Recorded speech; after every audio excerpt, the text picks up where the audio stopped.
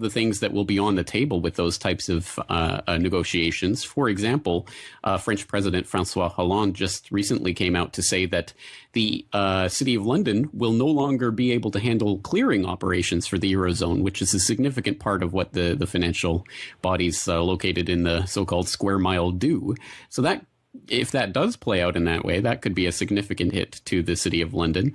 And there's also been talk about whether or not London will be able to maintain itself as a gold hub in the wake of this, or whether the World Gold Council and others will turn elsewhere. And that may just be a continuation of something that we've been seeing in recent years, with more attention being paid to the East and some of the new gold markets that are propping up in China. But still, this might be an acceleration of that process. So there's still a lot to be decided when we look at this, and it's by no means certain, what the long-term ramifications of this is going to be, financially speaking. Now, what about the effect on globalism? I know you talked about recently about how Brexit was not necessarily the end of globalism, but it was a important move towards defeating globalists. Am I capturing your perspective correctly?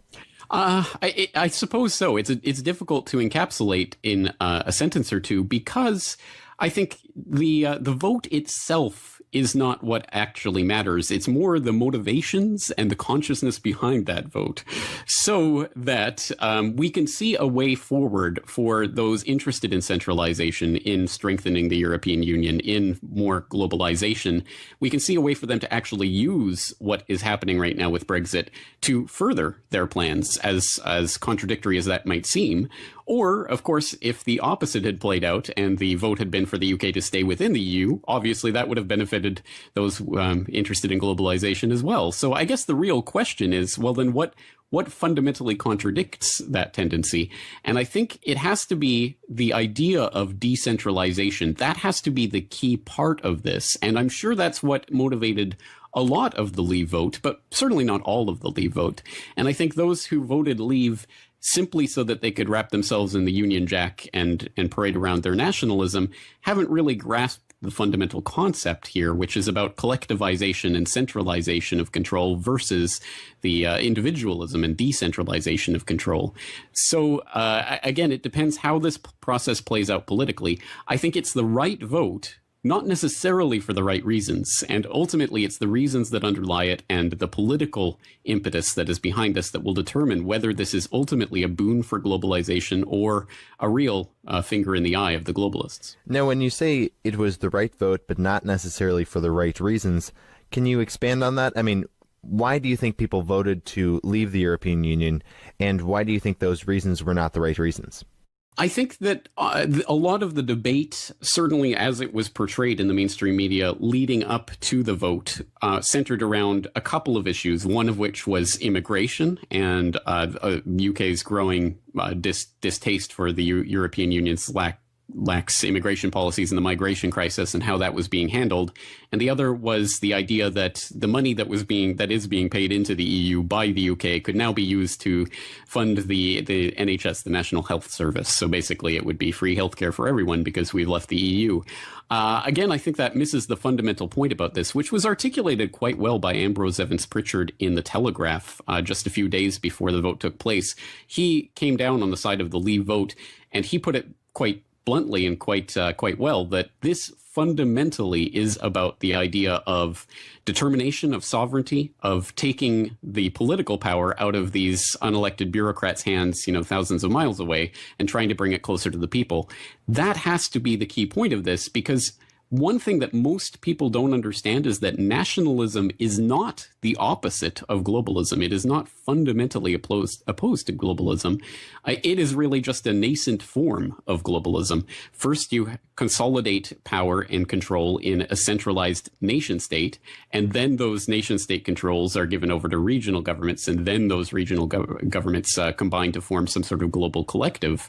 And I think the emphasis has to be on individuality, decentralization, and trying to get those forms of political and financial control out of the hands of any collective authority, whether it's national or global. So really, again, this comes down to the ways in which the crisis and its or the perception of a crisis from this vote are used as propaganda to try to scare the masses back into line and into the idea that they require this type of super state, nanny state watching over everything by unelected bureaucrats in order to keep the markets calm. And if they can maintain that sense of crisis, I think there is actually leverage and momentum on the side of the globalists. So do you think there's a chance that Brexit could possibly be stopped, like they could do a revote or anything like that?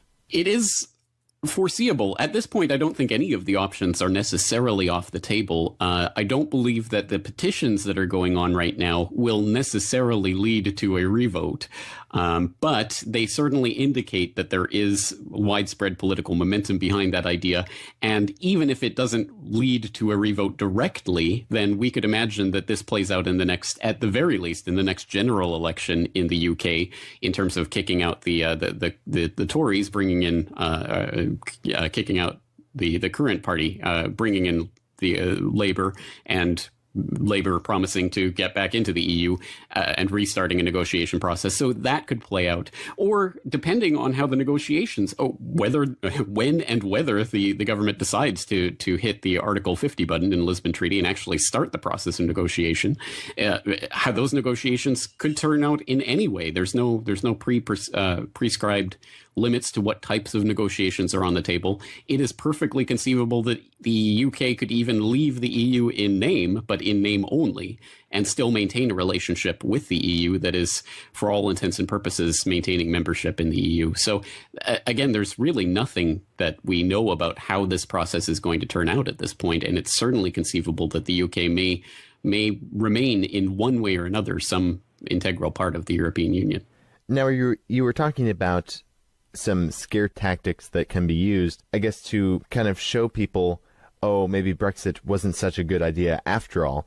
Now, do you see maybe that, like, globalists could actually influence the economy and maybe actually start, for example, another economic crisis in order to just show people, look what Brexit can do, don't do this again, it kind of teach them a lesson? Do you see them trying to do that? I do think so. I would just reframe that slightly differently to say that it's not that I believe they have to start some sort of destabilization process. I think that we have seen, especially since the Lehman crisis and the last 8 years now of absolute insanity in the markets, I think that the day of reckoning for that insanity is coming. And I think that the people in positions of power know that that is coming. So all they have to do is to let it play out as it would anyway, and then blame it on Brexit. I think one very predictable result of this is that absolutely any destabilizing event, politically or economically, that we see play out in the next months and years as this process unfolds is going to be blamed on Brexit. There's just no doubt that they'll try to use that as much as possible. And we've already got the first indication of that just from a couple of days ago. George Soros went in front of the European Parliament to deliver a speech in which he was saying, warning basically about the financial Armageddon that's about to be unleashed if the UK proceeds with this. So we're going to have to try to restructure the global economy and all of this type of rhetoric. It's already being thrown around, and by people who are in a position to greatly influence what is happening in the markets themselves. So I think again, the fundamental underlying question hasn't really changed in terms of how does this play out in the markets or the economy. For the last 8 years, the markets have been 100% tied at the hip to the central banks and the central bankers' decisions, whether the liquidity gravy train keeps flowing or not. And Mike Maloney of goldsilver.com displays this chart in a lot of his videos that's absolutely puts it in point blank, undeniable terms. He shows the St. Louis adjusted monetary base, which takes into account the combined reserve holdings of the banks in the Federal Reserve banking system. And he compares that to the Wilshire 5000 total market full cap index, which is a measure of the overall value of all the American stock market indices. And there is no doubt that before the Lehman collapse, there's no relation between those two numbers. We see a a steady but very slight incline in the adjusted monetary base curve. It's going up from a couple $100 billion in the early 1990s to $800 billion in 2008, 2009. And then after Lehman, with all the liquidity injection that the Fed was doing and all of that, or most of that money being parked at the Fed, we see the adjusted monetary base going from $800 billion to $4 trillion. And exactly lockstep in line with that at every stage is the Wilshire 5000. From 2008 on, there's no doubt that the fundamental underlying driving part of that market rise that we've seen in the last 8 years has been the injection of liquidity in the Fed. And I think we see a similar phenomenon taking place with the ECB, with the BOJ, with all of these other central banks that have been following in the Fed's footsteps with their own quantitative easing programs. So the only question is, when and how they put the brakes on or try to reverse that liquidity injection of the last 8 years, that is when we can expect to see the markets starting to fall, which is exactly why, in the wake of Brexit, everyone is waiting to see what kinds of injections the central banks are going to do. And that's, I think, why we start seeing this rally, is because people know that, like we've seen for the last 8 years, bad news is good news for the markets, because it means that the central banks are going to kick in with even more money. And lo and behold, wouldn't you know it, now the European Commission has just authorized Italy to begin a 150 billion euro bailout liquidity support program for its teetering banking sector. So once again, the central banks are continuing to supply the grease for the wheels that will keep this economy functioning. But as soon as they take that out, it will start to collapse. And I think they understand that. And that's where the real power over the markets lie. You mentioned George Soros, and I recently heard, a couple of weeks ago how he was saying he, is selling some stocks and buying gold. And this was before Brexit happened, and we saw Brexit happen. We saw the stock market fall and gold go up. And now he's saying that he's shorting Deutsche Bank. Now, I guess, what is your perspective on what elite like George Soros are doing with their money? It seems like, at least George Soros, it seems like he's not banking on the economy to get better. It seems like he's banking on it to fail. It certainly does seem that way, and that is not particularly surprising. I would hope that your listeners would be savvy enough to know that whenever we hear anything about the positions of people like Buffett or Soros, we should take them with a gigantic and hefty grain of salt, because obviously people like that don't generally telegraph their positions and make it well known, because they stand to make more money by betting against markets, and they can't do that openly. So we have to be highly skeptical about whatever we hear about whether Soros is long gold or short stocks or whatever it is. But I think the point, your underlying point, still holds, that when Soros says, okay, I'm going to start shorting Deutsche Bank, for example, that is going to have effects on the market. And it's interesting to bring up Deutsche Bank in particular, because just 3 years ago, the IMF specifically pointed to Deutsche Bank as the bank with the biggest derivative exposure in the world, 72.8 trillion US dollars worth of derivative exposures at that time. And that, of course, is a very precarious position to be in the post-Lehman world.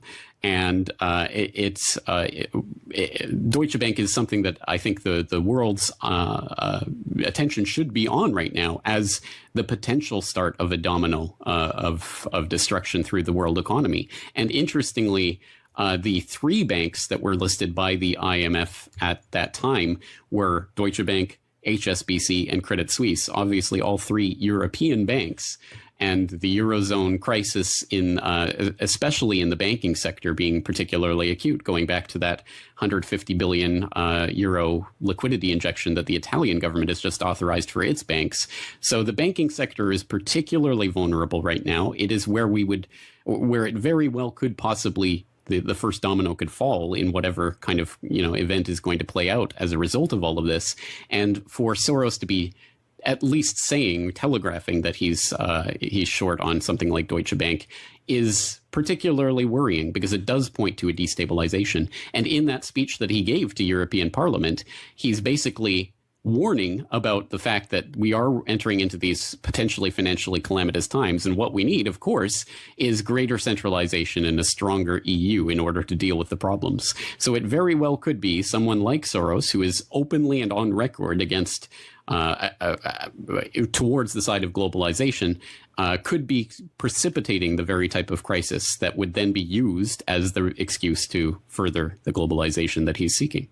Now, speaking of this furthering the globalization, recently there was a leaked document from German and French foreign ministers, and you talked about how you read through the document, and it seems like they're making a plan to basically make the EU a superstate. Did you want to discuss about this? Yes, this was a 9-page document that was leaked by a Polish broadcaster called TVP Info. And this document was drawn up by the German and French foreign ministers. And according to sources, it was drawn up before Brexit happened, but they obviously revised it after Brexit to include a couple of paragraphs to talk about that. But they're basically talking about the various risks to European stability, from terrorism to financial instability and political instability. And they said, well, obviously, in order to combat this, we need a strong Europe in a world of uncertainties. That's the title of this document. And the document goes on. Again, this was drawn up by the German and French foreign ministers. It's got their name on it. It proposes a European security compact that would not only further strengthen Europol for internal EU security, and also expand coordination with the African Union and G5 and other organizations to expand Europe's influence in North Africa and the Middle East and other sensitive regions. It would also create a European asylum agency, which would coordinate a joint database and centralize the process of asylum seeking throughout all of Europe, effectively creating a combined border.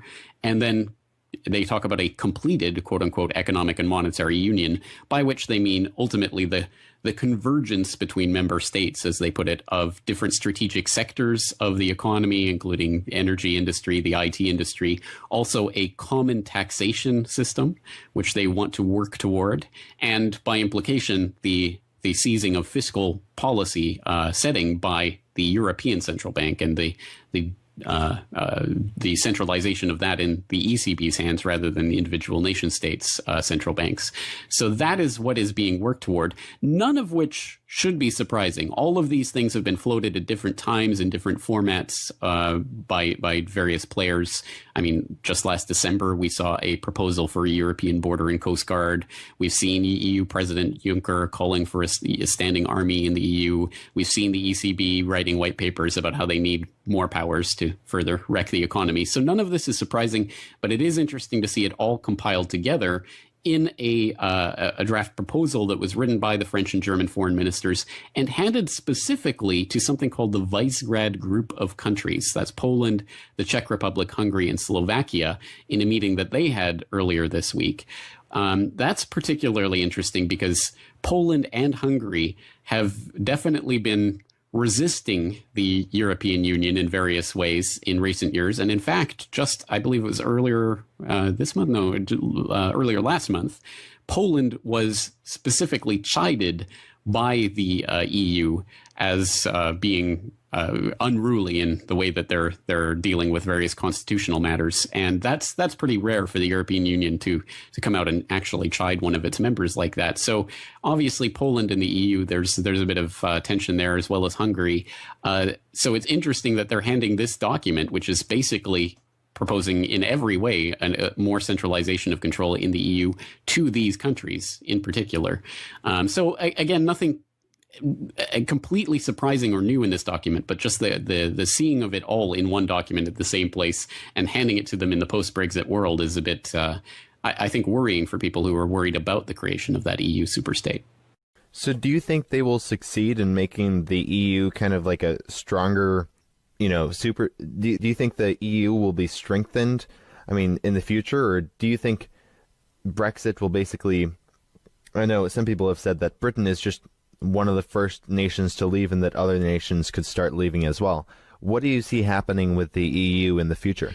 It's really up to the public. And I mean that in the sense that, again, all of this is about perception. Again, the Brexit vote, if it went in favor of or against the Leave campaign, doesn't fundamentally matter because, again, both of those outcomes can be used towards furthering the narrative that we need more central power in Brussels. Again, it's about the public, their perception of this, and whether or not they're going to stand for it. If there are people in these countries that are concerned about handing even more power over to Brussels, then it really is incumbent on them to put the brakes on this process and to really make it known that they will not go along with it if it continues to go. And I don't know what form that takes exactly. There's certainly every indication that it could turn violent. I mean, we've obviously already seen a lot of violence playing out in Greece and other countries like that in recent years that have been braying at the EU yoke.